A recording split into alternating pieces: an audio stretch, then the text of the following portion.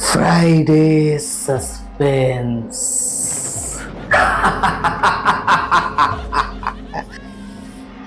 শুধুমাত্র মেডিটা লেজেন্ড ওয়াইটি চ্যানেলে রাত ৯টায় আসবে গল্পের ধারা, রহস্য, প্রেম আর হাসির খেলা সারা। আজকের নিবেদন হানাবাড়ির জর্জিয়ার আতঙ্ক, রচনায় ইস্তিয়াক হাসান। সাবানাহা নদীর ধারের ওকভিলের বাড়িটায় থাকতেন ওয়ালহায় সিংহাম নামের এক কৃষক। ওটা পড়েছে আমেরিকার জর্জিয়া অঙ্গরাজ্যে। ওয়ালসিংহাম মোটেই কুসংস্কারে বিশ্বাস করতেন না, কাজেই শুরুতে বাড়িকে ঘিরে যেসব ছোটখাটো ঘটনা ঘটতে লাগলো ওগুলোকে বদ প্রতিবেশীদের সাজানো নাটক বলে ধরে নিলেন। তবে যতই দিন গড়াতে লাগলো অতিষ্ঠ হয়ে উঠলেন। পরিবারের লোকেরা রাতে বিছানায় যেতে না যেতেই অত্যাচার বাড়ে। ঘরের দরজায় করাঘাত হয়, বেল বাজে, আর বিনা কারণে চেয়ার উল্টে পড়তে থাকে। বাড়িতে একটা কুকুর আছে, বুদ্ধিমান ম্যাস্টিফ কুকুরটাকে সবাই ডাকে ডন সিজার নামে। একদিন দেখা গেল হল ঘরে ঢোকার মুখের করিডোরে দাঁড়িয়ে প্রচণ্ড চেঁচাচ্ছে সে। রাগে শরীরের লোম খাড়া হয়ে গেছে, আর এক দৃষ্টিতে তাকিয়ে আছে সামনের দেওয়ালের দিকে। তারপরই লাফ দিয়ে সামনে এগুলো, কিন্তু ভয়ঙ্কর একটা চিৎকার করে মাটিতে পড়লো ওটা। মনে হলো যেন নিষ্ঠুর একজোড়া হাত তাকে ধরে আছাড় মেরেছে। পরীক্ষা করে দেখা গেল কুকুরটার ঘাড় ভেঙে গেছে। এদিকে বাড়ির বিড়ালটার সঙ্গে যেন অশরীরটার একটা চমৎকার বোঝাপড়া হয়ে গেছে। ঘর ঘর শব্দে আনন্দ প্রকাশ করে সদর দরজা দিয়ে ঢুকে সে। মনে হয় যেন কোনো আগন্তুককে অভ্যর্থনা জানিয়ে ভিতরে নিয়ে যাচ্ছে, যে তার পিঠে আদর করে হাত বুলিয়ে দিচ্ছে। তারপর দেখা যায় লাফিয়ে একটা চেয়ারে উঠে আনন্দে তাতে শরীর ঘষছে। যতই দিন গড়াতে লাগলো রাতের বেলা ততই বেপরোয়া হয়ে উঠতে লাগলো অশরীরটা।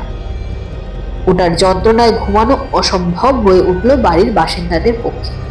চেঁচামেচি, গোগানি, উৎকট হাসি, বিভৎস চিৎকার, এমনই নানা শব্দে অস্থির হয়ে উঠলেন তারা।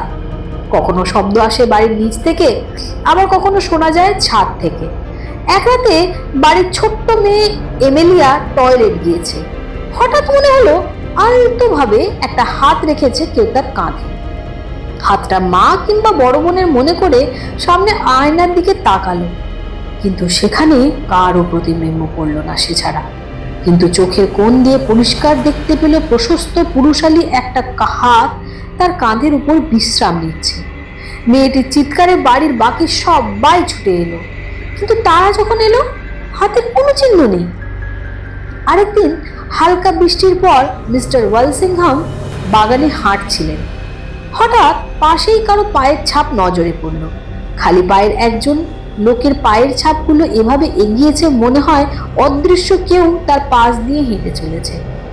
স্বাভাবিকভাবেই ওয়ালসিংহামরা বাড়ি ছাড়ার ব্যাপারে নিজেদের মধ্যে কথাবার্তা বলছিলেন। তবে এর মধ্যে এক রাতের একটা ডিনার পার্টির মাঝখানে এমন একটা ঘটনা ঘটলো, স্থির সিদ্ধান্তে পৌঁছানো সহজ হলো তাদের জন্য। চড়া একটা গোগানির শব্দ শোনা গেল ওপর থেকে। তবে এসব এখন এতটাই স্বাভাবিক হয়ে গেছে যে ওয়ালসিংহামরা কিংবা তাদের অতিথিরা কেউই একে গুরুত্ব দিলেন না। কিন্তু তারপরেই একজনের নজরে পড়ল টেবিলের সাদা চাদরটার উপর রঙিন একটা বিন্দু বড় হচ্ছে আস্তে আস্তে। মনে হচ্ছে যেন ছাদ থেকে ফোটায় ফোটায় কোনো তরল পদার্থ টেবিলের উপর পড়ছে। তরলটা দেখতে রক্তের মতো হওয়াতে আতঙ্ক নিয়ে ওটার দিকে তাকিয়ে রইলেন সবাই। দু তিনজন লোকসহ মিস্টার ওয়ালসিংহাম উপরের তলার কামরাটার দিকে উঠে গেলেন বিভৎস এই তরল পড়ার কারণ অনুসন্ধান করতে। কামরাটায় ঢুকে যেখান থেকে তরল পড়ছে মনে হচ্ছে সেখানকার কার্পেট সরিয়ে নিচের কাঠের মেঝে উন্মুক্ত করলেন। জায়গাটা একেবারেই শুকনো, পাতলা ধুলোর আস্তরণ পড়ে আছে, কিন্তু নিচের টেবিলে রক্তের মতো তরলটা ঝরে যাচ্ছে আগের মতোই। একসময় টেবিলের উপর গোলাকার একটা প্লেটের আকার নিল লাল পদার্থটা, তারপর বন্ধ হয়ে গেল তরল পড়া। পরের দিন রসায়নবিদরা পরীক্ষা করে নিশ্চিত হলেন রঙিন তরলটা মানুষেরই রক্ত ছিল। এরপর আর এই বাড়িতে থাকার মতো অবস্থায় থাকলো না ওয়ালসিংহামদের। দেরি না করে পাটতাড়ি গুটালেন তারা। এরপর রীতিমতো বিখ্যাত তথা কুখ্যাত হয়ে গেল বাড়িটা। নানা জায়গা থেকে লোকজন আসতে লাগলো ওটাতে দেখতে, তবে কেউই ওটাতে উঠতে রাজি হলো না। প্রথম যিনি এখানে রাত কাটানোর সাহস দেখালেন তিনি সাবানাহার হরেশ গান। বন্ধুরা বাজি ধরে এই বাড়িতে ৩-৪ ঘন্টা থাকতে পারবেন না তিনি কোনো মতেই, আর তাদের শিক্ষা দিতে গিয়ে নিজের বিপদ ডেকে আনলেন ভদ্রলোক। পরদিন অচেতন অবস্থায় উদ্ধার করা হলো গানকে। বেশ কষ্ট করে জ্ঞান ফেরানো হলো তার, কিন্তু স্বাভাবিক হলেন না তিনি, বিছানায় পড়ে রইলেন আর দুর্বল কণ্ঠে ঘোষণা করলেন যদি আবার হাঁটাচলা করার অবস্থায় ফেরেন তবে পৃথিবীর সব সম্পদ দিলেও ওই অভিশপ্ত বাড়িতে আর কোনো রাত কাটাতে রাজি নন। ধীরে ধীরে তার অভিজ্ঞতা বলার মতো সুস্থ হয়ে উঠলেন হরেশ গান। আধার নামার পর একটা কামরায় বাতি ধরানোর জন্য আগুন জ্বালানোর চেষ্টা করেন তিনি, কিন্তু দেখলেন সেটা কোনোভাবেই সম্ভব হচ্ছে না। প্রতিবারই শীতল একটা দমকা হাওয়া ম্যাচের কাঠি নিভিয়ে দিচ্ছে।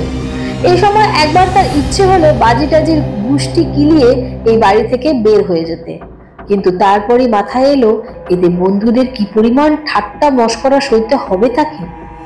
আর এটা মনে পড়তেই মাটি কামড়ে পড়ে থাকার সিদ্ধান্ত নিলেন। কিছুটা সময় নিরুপদ্রব কাটলো, এমনকি একটু তন্দ্রাভাবও চলে এলো তার। এ সময়ই হঠাৎ বাড়ির নিচ থেকে জোর একটা চিৎকার সচকিত হয়ে উঠলেন। যন্ত্রণায় নাকি ক্রুদ্ধ হয়ে চিৎকারটা করছে কেউ বুঝতে পারলেন না। তারপরে সিঁড়ি বেয়ে কারো ওঠা নামার আর এক কামরা থেকে আরেক কামরায় ছুটে বেড়ানোর পদশব্দ পেলেন। মোটামুটি ঘন্টা খানেক থাকলো আওয়াজটা, তারপর যেমন শুরু হয়েছে তেমনি হঠাৎ থেমে গেল। সবকিছু এখন একেবারে শান্ত। হরেশ ব্রেনের শ্বাস প্রশ্বাস স্বাভাবিক হয়ে এলো। তারপরই তার উল্টো পাশের দেওয়ালে সাদা একটা বিন্দু দেখলেন। ওটা বড় আর উজ্জ্বল হতে হতে সাদা আগুনের একটা চাকতির আকার নিল। তারপরে আতঙ্ক নিয়ে আবিষ্কার করলেন আলোটা আসছে একজন মানুষের মাথা থেকে, কিন্তু মাথাটার নিচে কোনো শরীর নেই। একজন মানুষের মাথা সাধারণত যে উচ্চতায় থাকে এই উচ্চতায় দেওয়াল ঘেঁষে ধীরে ধীরে চলছে ওটা। বিকট মাথাটা একজন বুড়ো মানুষের মনে হলো, যদি ওটা নারীর না পুরুষের তা বোঝা মুশকিল। লম্বা ধূসর চুল জবজব করছে গাঢ় রক্তে, কপালের গভীরে দগদগে একটা ঘা থেকে বের হচ্ছে ওগুলো, গালগুলো বসা। ওটা চেহারাটা যেন অবর্ণনীয় কষ্ট আর যন্ত্রণায় প্রতিচ্ছবি। চোখ বড় বড় করে চেয়ে আছে মুখটা, চোখের মণিজোড়া যেন তাকিয়ে আছে মিস্টার গানের দিকে। আতঙ্কে বাক্যহীন হয়ে পড়েছেন তিনি, এমনকি চিৎকার করে কেঁদে উঠতেও পারছেন না। এক সময় মাথাটা অদৃশ্য হলো, তবে শব্দ চলতে লাগলো। মনে হচ্ছে যেন কয়েকজন লোক মিলে চিৎকার করছে আর এর চোটে বাড়িটা কাঁপতে শুরু করেছে। চারিদিক থেকে শোনা যাচ্ছে গোগানি আর চিৎকার, সেই সঙ্গে যোগ হয়েছে কানে পীড়া দেওয়া ঝনঝন শব্দ, যেন উপরতলা থেকে টিনের জিনিস ছুঁড়ে ফেলা দেওয়া হচ্ছে নিচে। আর সহ্য করা সম্ভব না, এবার পালাতে হবে ভাবলেন গান। অপার্থিব জিনিসগুলোকে এড়ানোর আশায় আস্তে আস্তে দেওয়ালের পাশ ধরে এগোতে লাগলেন। দরজার কাছে প্রায় পৌঁছে গেছেন, ঠিক এমন সময় কে যেন তাকে পায়ের গোড়ালি ধরে মেঝেতে ছুঁড়ে মারল। তারপর বরফ শীতল একজোড়া হাত চেপে বসলো তার গলার উপর। অদৃশ্য হামলাকারীর থেকে রক্ষা পাওয়ার জন্য মরণপণ লড়লেন গান, কিন্তু জোরে ওটার সঙ্গে পেরে উঠলেন না, উল্টো গলার উপর চাপ বাড়ল। পরদিন সকালে হরেশ গানকে যখন বন্ধুরা খুঁজে পেল তখন তার গলা কালো হয়ে আছে, সেখানে ধারালো নখের লম্বা লম্বা আঙুলের ছাপও ফুটে আছে। জর্জিয়ার এই বাড়ি নিয়ে আরো নানান রকম ভীতিকর অভিজ্ঞতা হয়েছে মানুষের, কেন তার কোনো ব্যাখ্যা নেই। তবে মিস্টার ওয়ালসিংহাম পরে মনে করতে পেরেছিলেন যখন প্রথম বাড়িতে আবাস গড়েন তখন কিছু হাড়গোড় খুঁজে পেয়েছিলেন, তবে ওগুলো জন্তু জানোয়ারের হাড় মনে করে ফেলে দিয়েছিলেন আস্তাগুলে। কারো কারো ধারণা এই হাড়গুলোর মালিকের আত্মাই এখন এই বাড়িটায় এত সব কাণ্ড ঘটাচ্ছে। তবে তাদের সঙ্গে দ্বিমত পোষণ করার লোকেরও অভাব হয়নি, আর তাই জর্জিয়ার এই ভুতুরে বাড়ির রহস্য ভেদও হয়নি। Friday suspense.